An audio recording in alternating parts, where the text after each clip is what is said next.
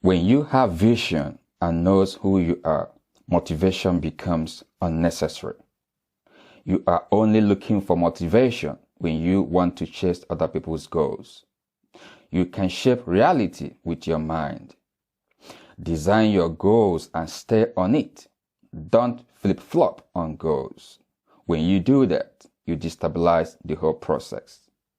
You must breathe life into your intentions, merge into your intentions, and then you bend your reality. Vinci of Mind Valley said, number one skills you can teach people is the idea of using their mind to create their reality. And Michael Beckwith says, do not blindly go into intentions. Rather, let your inspiration lead to your intentions. Good morning. My name is Emmanuel. Today is 25th day of December, 2021.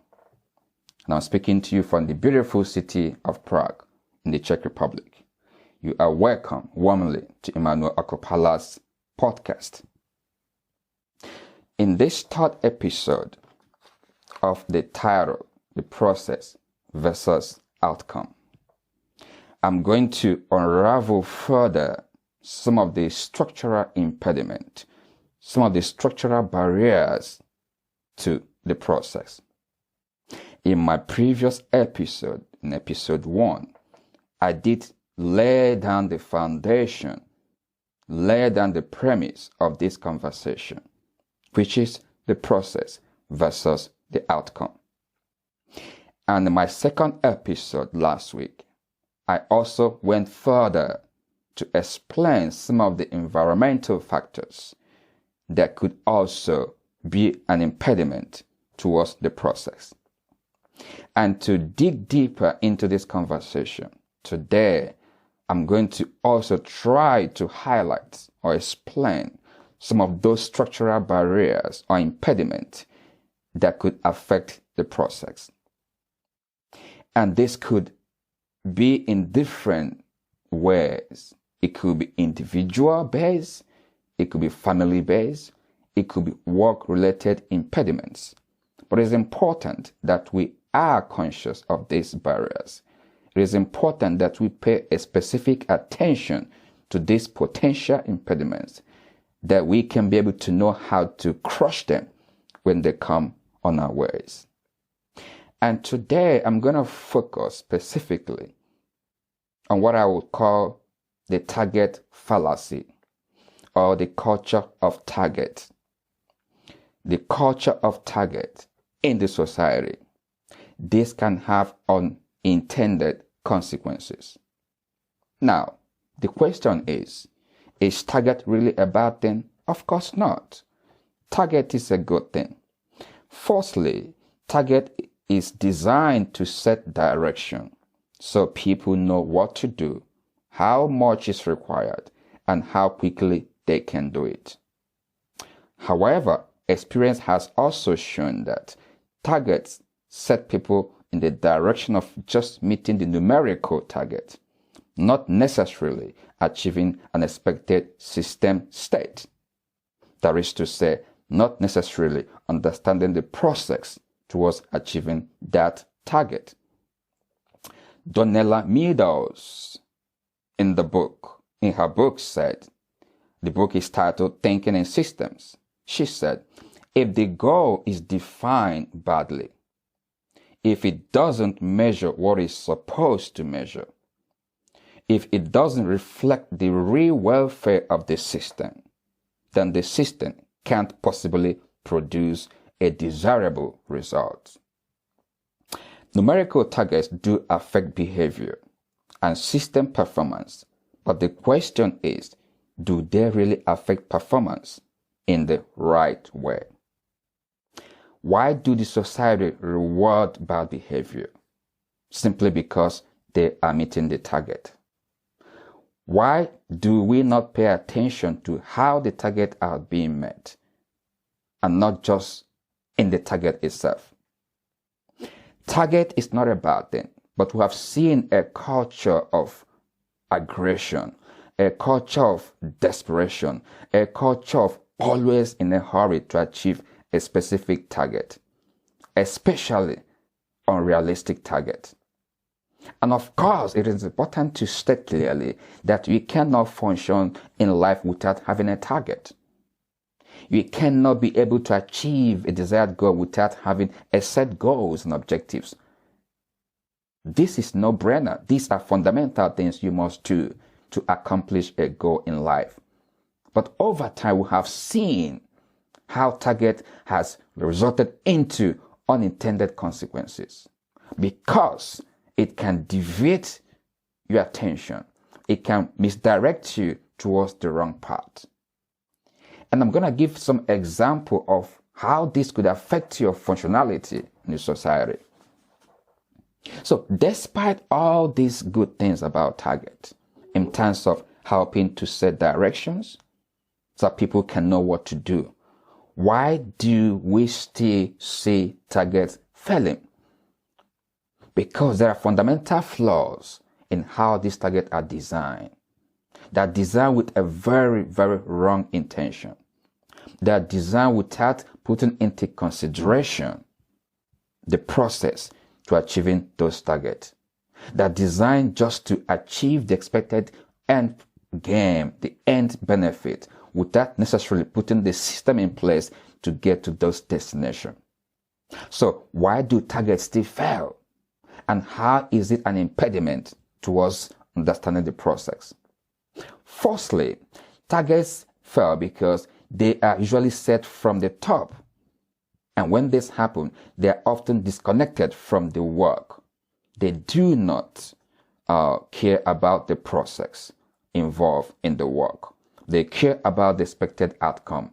And when this happens, it's going to have unintended consequences. Second point, which is a very crucial point, I'm going to spend some time to explain. Targets may be unrealistic. It can focus on the wrong things or provide no incentive to those who do not meet the target. Hence, taking the mind of workers off the process and making them get fixated or obsessed with the outcome.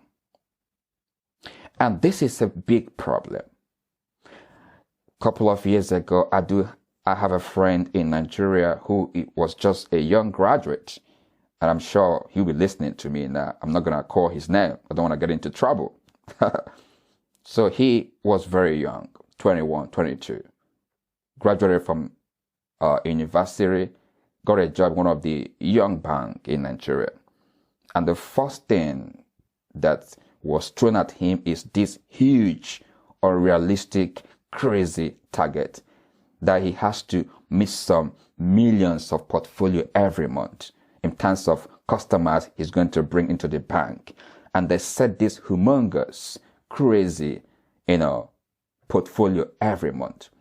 And this is a young man who is barely few weeks into the job. He has to learn the process. He has to learn how to interact with the customers, how to look for the customer base and to bring to the bank. Nobody cares about the learning process, the time he will need to understand how the banking ethics works, how to go for the customers, how to recruit the right customers, and how to build his customer base. Nobody cares about that. But they have already set an unrealistic target. And what happens? He couldn't meet that target because there was no way he could have met those targets. And over time, he was burnt out, he was depressed, he was stressed out, he was being pressured all the time, threatened to be sacked because his portfolio is not meeting up the expected standard or kind of expected portfolio for the target set for him. And eventually, he quit the job. So this was unrealistic target. And of course, this kind of crazy target set in different workplace organizations can also have unintended consequences. And what are they? It may cause people to cheat. It may result to gaming, blaming, and bullying. They make good people to do the wrong thing because there might be sanctions for not meeting the target. And with all this, they become desperate. And with all this pressure of target, They become obsessed with the outcome because in their mind, they have to strike that target and they don't care about how, what process. No, but just to get the target. So this target madness, this target fallacy can make you lose a sense of who you are. It's your choice to decide how to function in such environment. And this is a serious impediment. It's a serious systemic problem. It's a serious cultural impediment that could take your mind off the process, that you begin to lose the understanding of how the process works. I begin to lose the essence of your existence. So you have to be aware that these things are all over the place. These barriers to the process is in the family, it's in the workplace, it's in the school, it's in education, it's in the healthcare. It's a massive, massive crisis. And I'm trying to use this medium, this podcast, to begin to interrogate our ideas, for us to begin to probe concepts, for us to begin to interrogate cultural barriers towards who we are. And if we don't pay attention to these things, we cannot effectively achieve our goals in life. Remember, you arrive on this earth to expand the paradigm and not to maintain the status quo. You arrive on this earth to shift the status quo and not to be locked up into the status quo. You are not here to repeat people's history. You are here to make your own history. You are not here to be a spectator. You are here to be the player. The time is now. Do not allow this impediment, these barriers, these bottlenecks, these bureaucratic processes to interfere with the essence of your existence. At every point in time, you have the power to decide what you want to do. Remember, the process is always sometimes more important than the outcome. And the essence of your existence must be fulfilled in you. And it's in you. You have to begin to understand this thing and begin to sharpen your skills, begin to develop who you are, and don't allow these external forces, perturbations, and noises to stop you from being who you are. Thank you so much for listening to this podcast. And please, I want to appreciate those who have been listening to my podcast, on the Spotify, on the Buzzsprout podcast channel, and linking to my other social media handles. Please, let's keep doing that. Appreciate all your support. Appreciate all your good feedback. Appreciate all your continuous encouragement towards this podcast. Remember, I am on a journey. And please, come on board. Good morning.